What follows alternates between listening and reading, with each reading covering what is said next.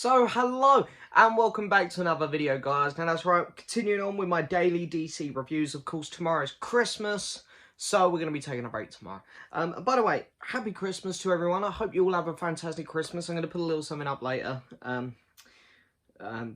Just saying a thank you and whatnot for the support this year. So I wish you all a happy Christmas again in that one. But for right here, right now, we're going to be talking about the next DC EU film, and that is Shazam. So that's right, this is the first time I get to really praise a DC film, even though I was kind towards Wonder Woman and at times Aquaman and Batman v Superman. This is the first time I get to almost kind of gush over a DCEU film, because this is definitely the best one in the DCEU so far.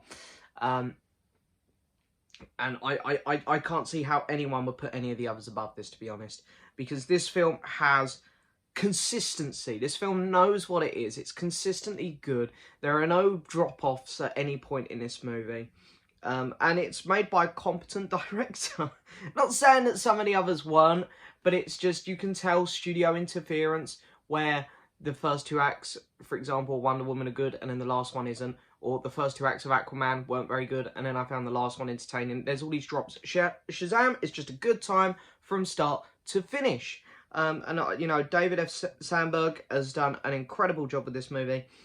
Of course, starring in it is Zachary Levi, who, I'm not going to lie, I wasn't very familiar with at all before this movie. I found it a really odd casting decision to lead a blockbuster movie, because I, for one, didn't know him very well. I knew him from the very small scenes he had in Thor: The Dark World and Thor: Ragnarok. And then I knew him as the voice of Flynn Rider from Tangled. And that's about it. So I really didn't know much about this guy, but, well, hey, I've really come to love him, because not only in the promotion up to this movie, he was fantastic, but actually in this film, he was really, really good in this role. Mark Strong is in this as the villain.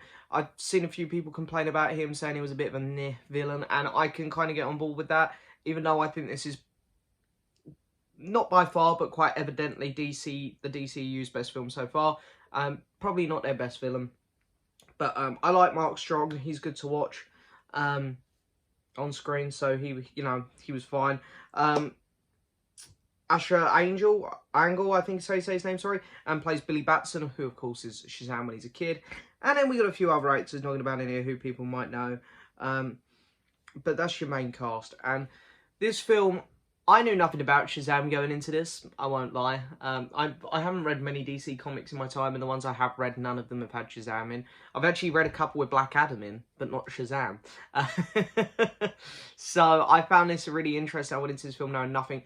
And first of all, I love the way this film looks.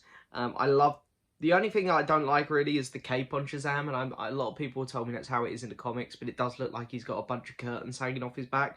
Other than that, the suit looks amazing. I love the light up lightning bolt. He looks really nice. Yeah, and as I say, the film, while most of it is set in modern day, so there's not, like with Aquaman, there was loads of cool stuff to do. With Batman versus Superman, you had the gritty side, so there's a lot of cool stuff that they could have done with the cinematography there. There's not loads you can do here, because most of the film is set during modern day in a normal household, but whenever they get the chance to escape from that, they go with it, and it looks beautiful, this movie. This film has some really nice dark, gritty moments to it as well. There's a scene involving Mark Strong, his father and his brother at the top of this tower, like this business centre, and I really loved that scene. CGI was great in this movie. The 7 terrible sins looked fantastic. And I really enjoyed the plot of this one. Like, I think the way to kill or defeat the villain, I thought, was really smart. Instead of just shouting Martha or a name at someone, it actually worked. Or just constantly beating them to death. There was actually like a smart way to beat the villain in this movie. And all the characters were really good, because this film does juggle a lot of characters, because, Billy Batson goes into a foster home with, is it 6 kids, something like that in total there's in there, and then you've got the foster parents, and you really do, by the end of the film, understand each one of these kids. You're like, oh, this is the shy, quiet one, this is the moody kid, this is the cocky one. You do really get that from all of them, and it does a really good job at explaining all these characters. It's really well done.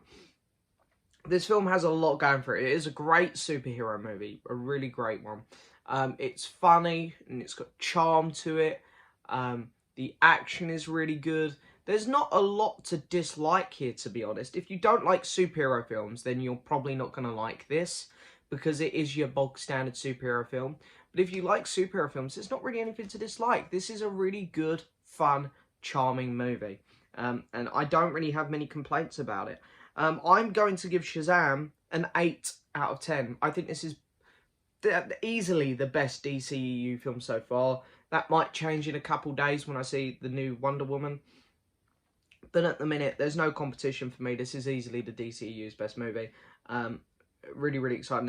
And I want to say the two post-credit scenes were really good as well. Really good. And the ending, of course, where a certain character shows up. That was really exciting. But yeah, so Shazam, 8 out of 10 for me. I think this is a really solid film, guys. I don't really get why some people want to rag on it. I think it's very innocent, very fun, very charming. And it's a good time. But there we go. That's that for that review. That's that for that review. Yeah, that's it for this review. I hope you've enjoyed it as always, guys. Don't forget to hit that subscribe button, like the video, leave a message, and I'll see you all next time for another video. Bye-bye.